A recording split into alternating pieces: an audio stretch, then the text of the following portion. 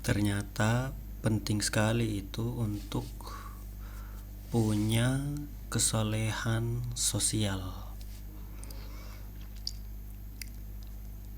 Jadi kan saya tadi dengar tetangga saya ini mau putar apa? Tetangga saya itu putar musik yang keras sekali, yang sampai bassnya itu kencang sekali. Terus saya lihat masih jam 9. Cuman saya salutnya tetangga saya ini jam 9.55 itu dimatikan musiknya. Terus saya kan kepikiran mau bahas soal kesalehan sosial ini karena saya pernah dengar dari salah satu sahabat saya yang sekarang sudah jarang sekali kita kontekan, namanya Anjar. Dia pernah bilang kalau orang itu harus punya kesolehan sosial,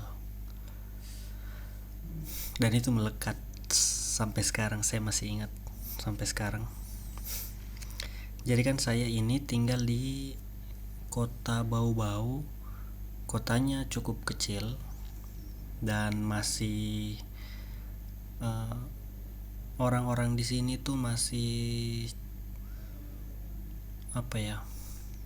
masih terikat lah, masih gotong royongnya masih tinggi sekali,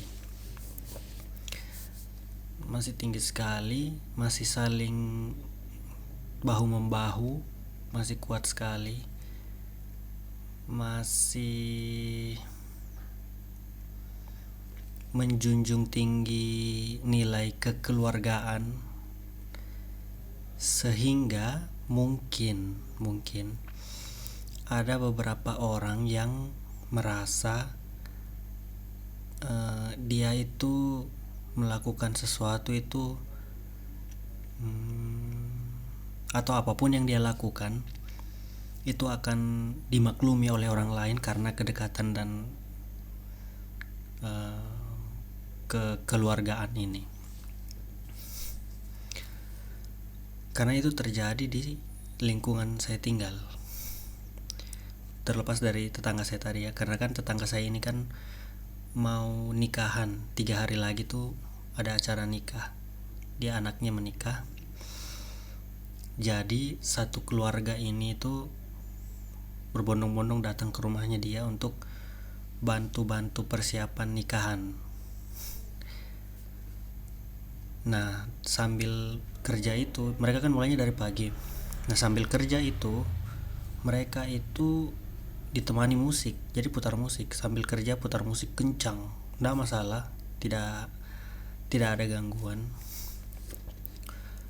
Cuman tetangga yang lain itu kadang putar musiknya itu jam 1 malam, jam 12 malam. Saking kerasnya speakernya itu, kalau dia kasih nyala speakernya terus dia sambung HP-nya, itu suara yang the Bluetooth device has been connected itu terdengar dan rumahnya cukup jauh. Jadi kayak, dan itu diputar biasanya sampai tengah malam, biasa sampai jam 3. Saya pernah mau telepon polisi. Saya sempat mau telepon polisi, cuman Oni ingatkan saya karena kebetulan kejadiannya itu di rumahnya tetangga, yang tetangganya di dekat rumahnya tantenya. Takutnya tantenya ini itu jadi disoroti sama tetangga karena kedekatan yang tadi itu saya bilang di awal. Jadi memang agak sulit. Makanya kenapa penting sekali itu kesolehan sosial.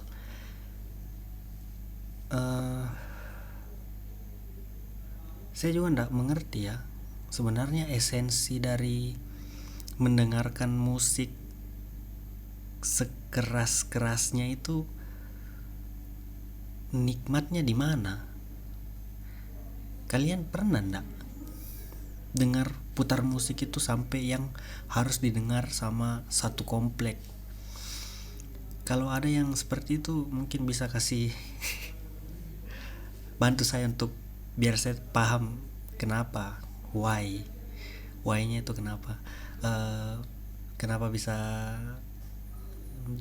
masih bisa dinikmati gitu loh, kalau walaupun sekencang itu. Saya nggak mengerti soalnya.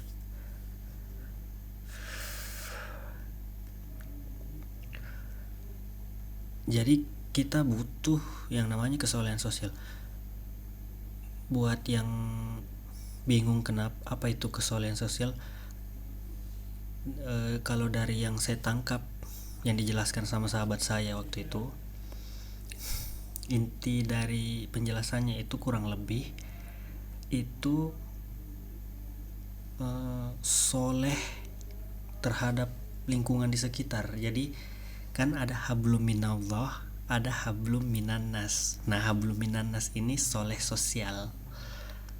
Hablum minallah itu kan kesolehan dalam ritual keagamaan ya, kayak sholat, ngaji apa segala macam.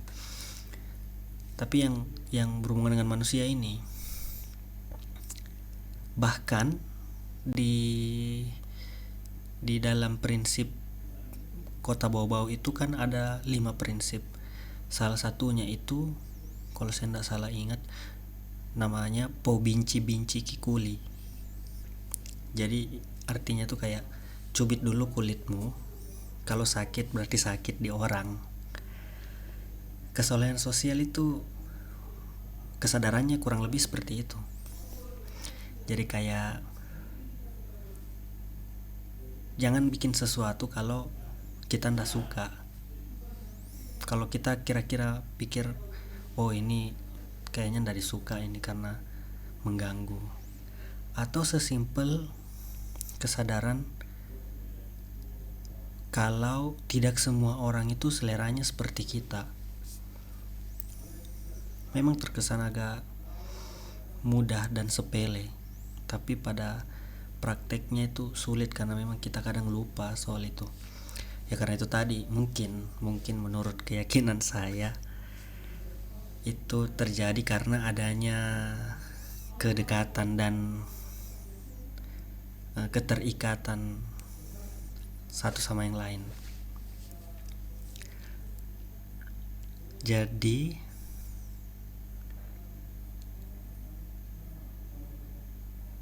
memang harus dilatih dan diasah. Kalau bilang ya tapi kan kita harus maklumi juga mereka acaranya ndak hari-hari. Iya betul, kalau masalah di acaranya ndak hari-hari atau misalnya dia ada acara hari besar sehari dua hari ndak masalah. Tapi tetangga saya ini case nya adalah biasanya seminggu itu 3 kali 4 kali. Jadi kayak ya begitulah. Bingung juga saya. Mungkin itu juga salah satu culture yang sudah ada di sini dari dulu. Mungkin itu saja yang bisa saya sampaikan. Saya hanya tiba-tiba kepikiran mau bahas ini. Ngomong-ngomong, ada yang lagi bertamu, tapi sudah jam 10 malam. Ceritanya keras sekali bicaranya.